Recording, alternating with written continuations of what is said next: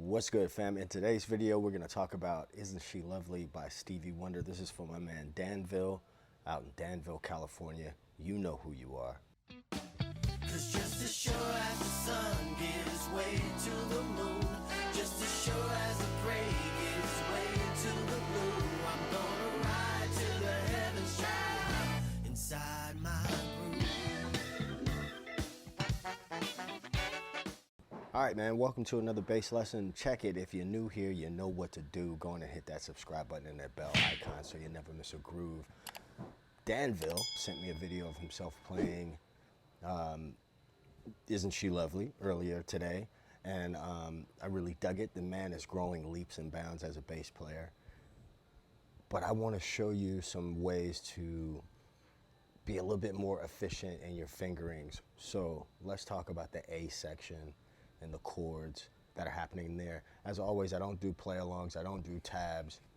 Learn it in a different way so that you can play it out in the real world. You know what I'm saying? You can't really learn it all from a transcription. So anyway, also, you'll notice the background is a little bit different. I'm in one of my favorite coffee spots here in New Orleans. Hey, enough of all of that. First chord, C sharp minor. The song's in the key of E. There's E. Starts on C sharp minor, relative minor of E major. So I'm just gonna play through the roots real quick and then we'll talk about the feel. So we have C sharp, F sharp, dominant 7. We're gonna go to B and then E. I don't know that this is on the recording, but most of the time in like casuals and stuff like that, people will also play the G sharp leading back into the C. So it sounds something like this.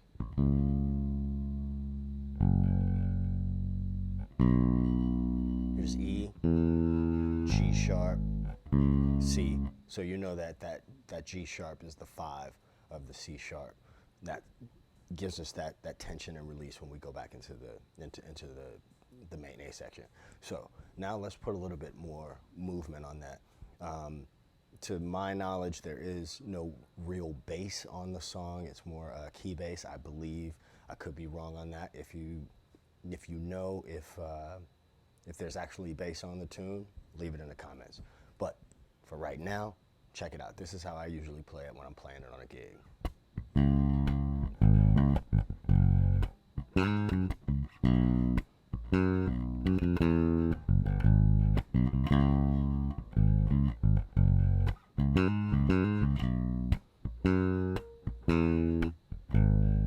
So there's the A section. I talk a lot about my right hand and the movement in my right hand to get a more rhythmic thing happening. So let's see if you can see that. I'm gonna angle this camera down a little bit. So check the right hand out. Sorry.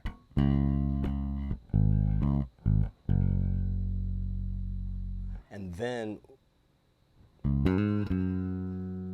that little lick is just playing the root, 5th octave, and the 9th of that F sharp 7 chord, adding the 9th into that F sharp 7. So again, skipping over to the G sharp.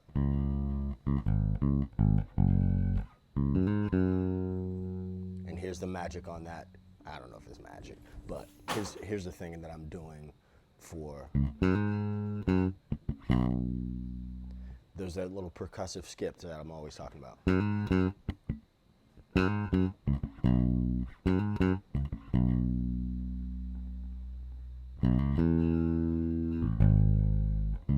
So we're just playing the roots of the chords and using these passing tones like the G sharp.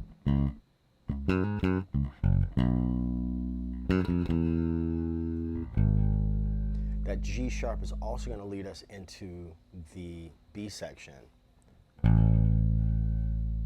A flat, C, F sharp, B, which is the 5 of E, and then we're going into the and we're gonna go into the run. I'll talk about the run in just a second, but let me play the A section and the B section together as you would hear them in the tune. So 1, 2, 3, 4.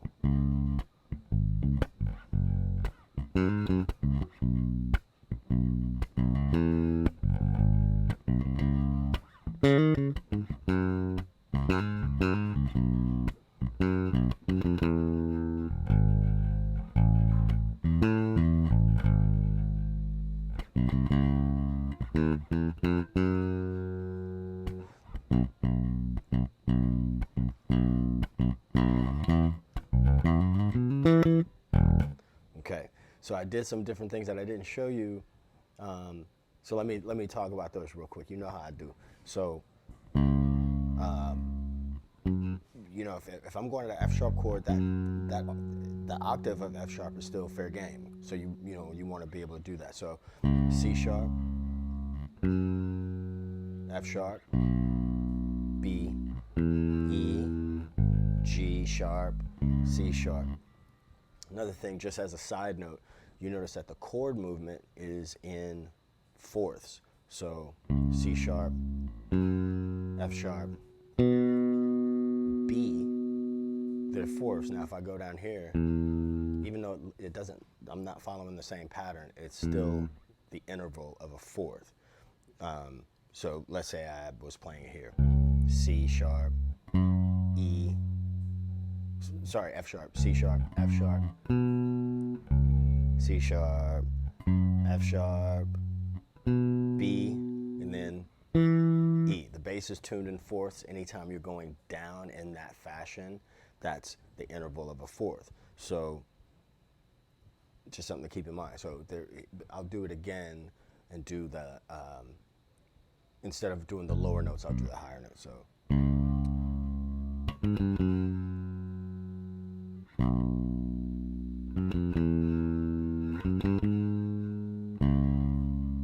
Now it's a little bit different, but it's just those passing tones. 1, 5 chromatic, down to the next chord.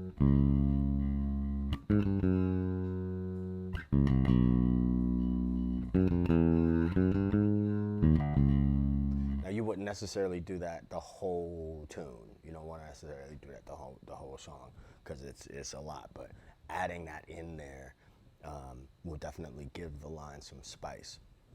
I'm a big proponent of, you know, there are times when you're gonna have to learn the line note for note for note, and there's times where you're just gonna need to, you know, have the idea of the line and then be able to use some of this stuff to get your own feel and your own flavor into it. So one of the reasons why I don't have tabs down there.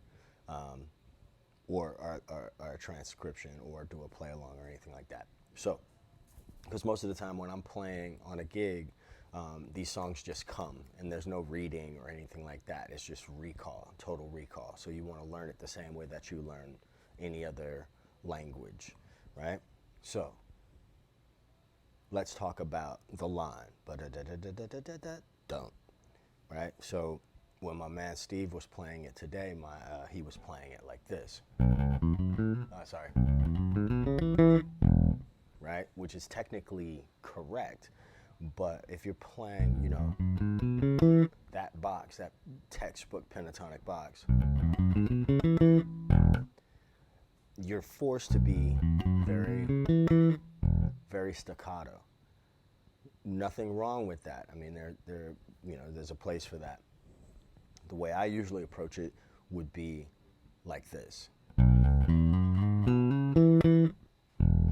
So you can get, so this slide, first of all, I have this hammer-on. 2 hammer-ons actually, from B to C sharp, E to F sharp, and then a slide up to the G sharp. And you can't do that in this box. Right? The same notes, same intervals, same passage, but not the same you know, flavor. Not saying that one is worse than the other. It's just, you know what I'm saying. So.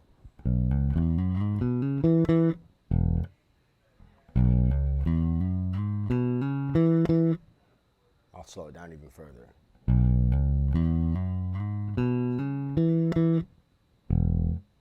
You land on that high E, and then put the button on it with the low E.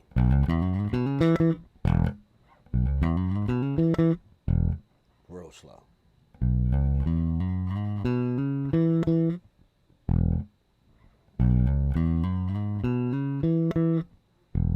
So now I'm going to play through the A section, B section with the line so you can see it all in context. And I may do it twice and play both the lower notes from the A section and then play higher notes the second time around. So check it out.